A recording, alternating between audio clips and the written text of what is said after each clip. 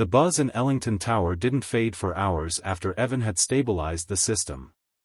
Employees who hadn't even looked at him earlier now whispered about the delivery guy, who had outsmarted a cyberattack in less than 2 minutes.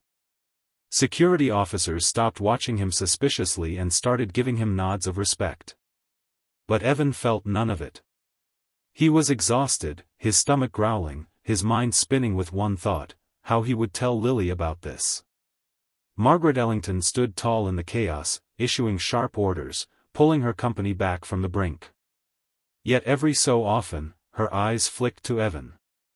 When she finally approached him again, the noise of the office seemed to hush. "Mr. Brooks," she said, her voice clear and commanding, "I meant what I said. I don't want you delivering packages tomorrow. I want you in a meeting with me." Evan shifted uncomfortably. "Ma'am, listen, I appreciate what you're saying, but I don't even own a suit. I don't think. You just saved $1 billion company," Margaret cut in, her sharp gaze softening slightly. "Do you really think fabric on your shoulders matters more than that?" He blinked. "I suppose not." "Good. Then tomorrow at 10 a.m., my office." Before he could respond, she turned on her heel, her assistant already scribbling notes in a leather pad. Evan exhaled and rubbed the back of his neck. He didn't even know if he still had deliveries left to finish. His boss at the courier service was already texting, demanding to know why he was behind schedule. Reality crashed back in. For all the respect he suddenly received here, his paycheck still came from a company that saw him as disposable. He picked up his crate, slung his backpack over his shoulder, and left the tower. The city outside was still alive, horns blaring, footsteps clattering on the sidewalk.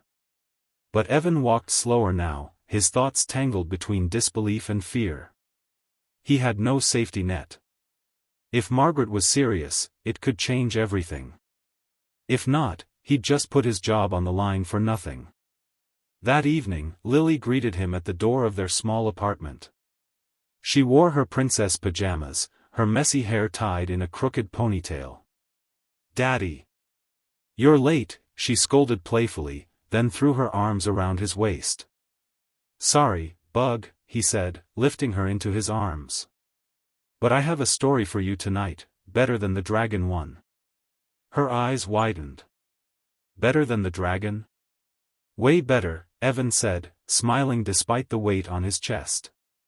He told her a simple version of what had happened, that the people in a big tall building had a computer problem, and Daddy had fixed it. "Did they say thank you?" she asked. "Yeah," Evan chuckled. "They did." She nodded firmly, as if that settled it. "Good. Because you always say thank you. People should say it too." Her innocence struck him like a light in the dark. She didn't see him as invisible. To her, he was everything. And that was enough. The next morning, Evan found himself staring at the mirror, trying to tame his unruly hair with water and comb. He wore the cleanest shirt he owned, a navy button-up slightly frayed at the collar. His sneakers were worn, but polished. When Lily tugged his sleeve and handed him one of her sparkly hair clips, insisting it would bring him luck power, he tucked it in his pocket with a grin. At 10 sharp, Evan stood outside Margaret Ellington's office. The secretary gave him a quick once-over, her lips twitching as if she wasn't sure if he belonged there. But she buzzed him in anyway. The office was like something out of another world, floor-to-ceiling windows overlooking the skyline, shelves of books and awards, a massive desk that gleamed under the sunlight. Margaret sat behind it, hands folded, her expression unreadable. "Sit," she said, gesturing to the chair across from her. Evan obeyed, trying not to fidget. "I had my team look into you," she said. "Evan Brooks. Former systems analyst. No criminal record. Solid academic background. What happened?" Her tone wasn't cruel, just blunt. Evan swallowed. "Life happened. My wife left. Bills piled up. My daughter needed me. I couldn't keep up, so I took the job I could get. Margaret leaned back, studying him. And yet yesterday, when you had no obligation, no stake in the outcome, you stepped in and prevented the collapse of one of the largest tech companies in the country. He shrugged awkwardly. I guess I just couldn't watch it happen. Not when I knew how to stop it. That instinct, Margaret said slowly, is rare.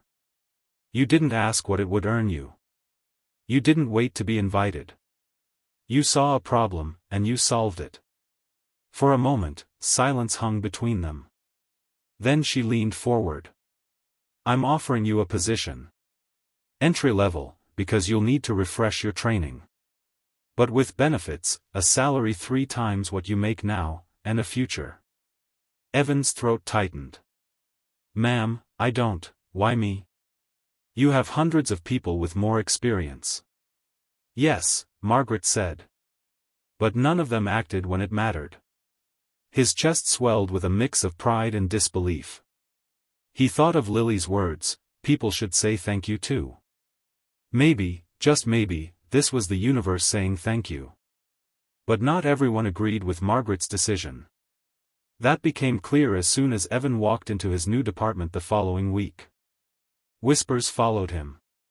Some employees smirked, others openly rolled their eyes. That's the delivery guy, he overheard someone mutter. CEO's charity case. Evan kept his head down, focusing on learning. But the resentment was thick. His supervisor, a man named Grant, treated him with icy politeness.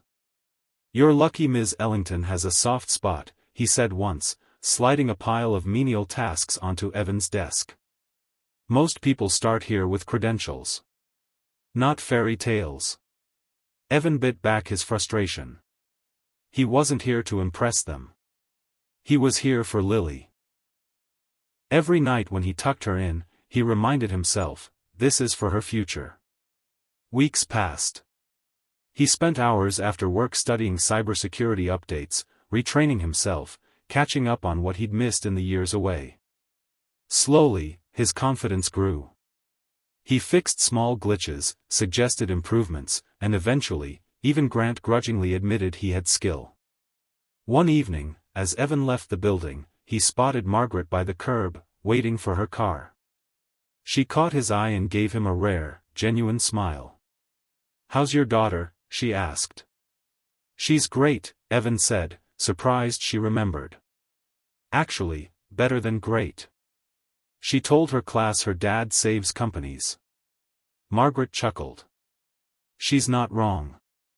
The car pulled up, and she stepped inside, but not before adding, don't let the doubters shake you.